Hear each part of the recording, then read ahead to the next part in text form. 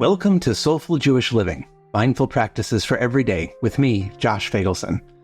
I'm grateful you're here, and I hope you benefit from our time together. Let's play a quick game of connections. I'm going to throw out a few names, and I want to see if you can find the common thread between them. Hermione Granger, Samwise Gamgee, Buzz Lightyear. What do all these characters have in common? They're all the best friends of a main character. They all help that main character do something they thought they couldn't do. And both they and their main character best friend are part of a team that does something that seems impossible. The reason I bring them up is because today's episode is devoted to friendship, but not just friends as in people you like to hang out with. Today, I want to talk about friends who are really teammates, the people who, through their actions and their simple presence and dedication, help us change things in the world. This is the 5th episode in a 5-part special series for the upcoming election in the U.S.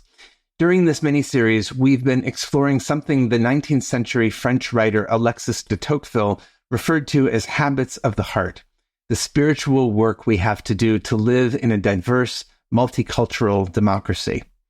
Over each of these 5 episodes, we've been reflecting on a different one of those habits, with the help of another writer, Parker Palmer.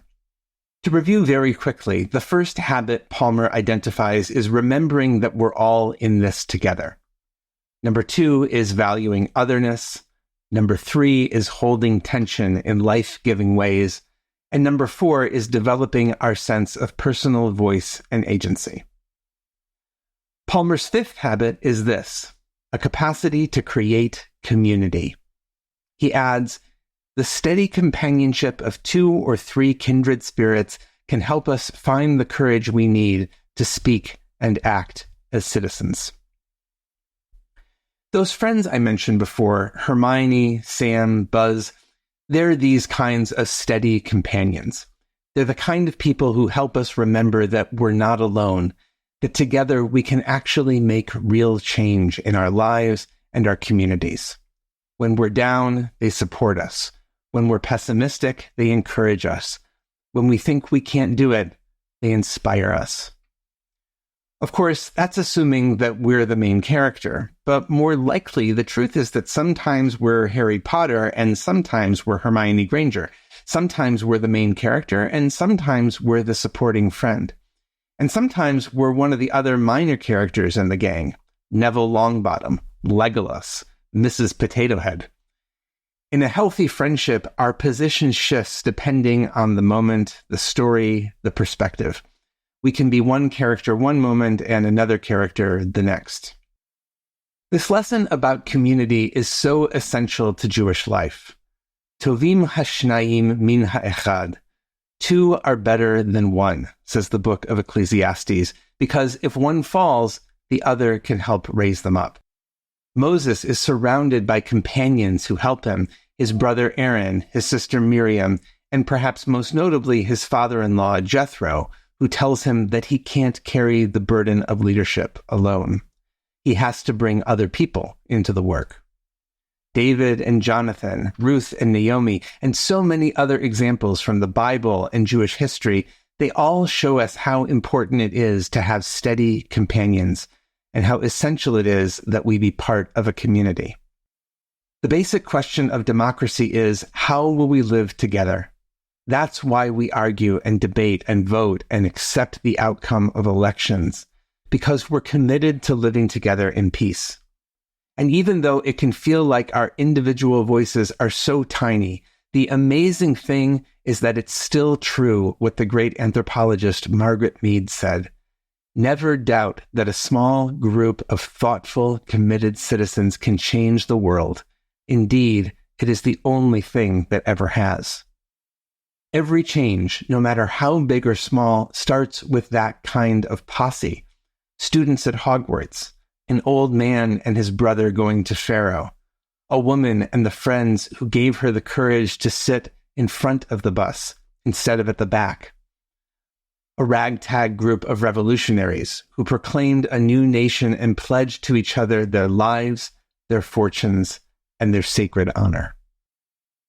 Most of the practices we share on this show are ones you can do on your own. But for this episode, I want to give you a practice to do with someone else. You can do it with one other person or with 2 or 3. You can do it in person or over FaceTime or Zoom. It's a practice called sacred listening. Here's how it works. One of you is going to be the speaker. One of you will be the listener. If you have 1 or 2 other people, they'll be witnesses. You can take turns playing each role. When you're the speaker, your job is to find an object in your home and share its story.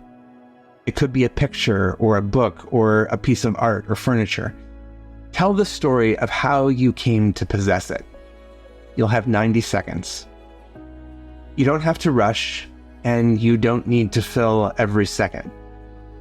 If you have extra time at the end, just be quiet together. If you're the listener, try to give your full attention to the speaker. Just listen. Don't plan a response. Just take it in. Your job is to make a space for them to speak. And then, after 90 seconds, pause. And then mirror back what you heard without editorializing or interpreting. You have 90 seconds to speak.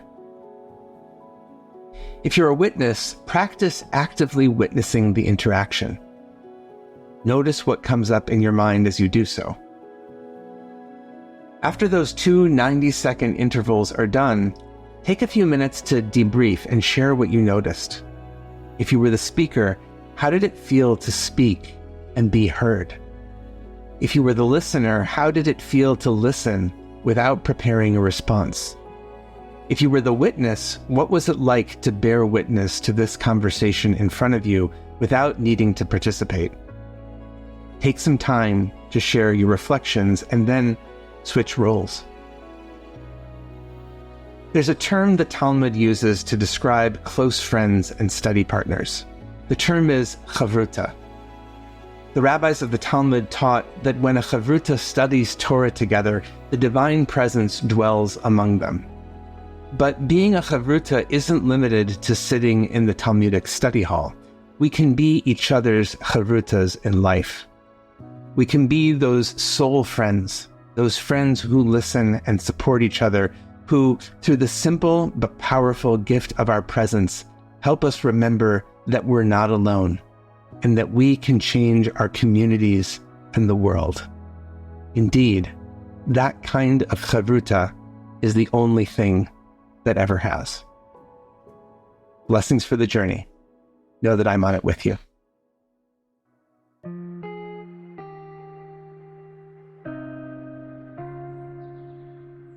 Thank you for joining us for Soulful Jewish Living, Mindful Practices for Every Day, a production of Unpacked, a division of OpenDor Media, and the Institute for Jewish Spirituality.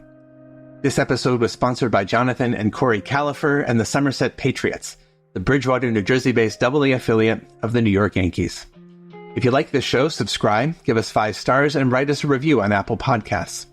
Check out Jewish Unpacked for everything Unpacked related, and subscribe to our other podcasts, and check out the Institute for Jewish Spirituality.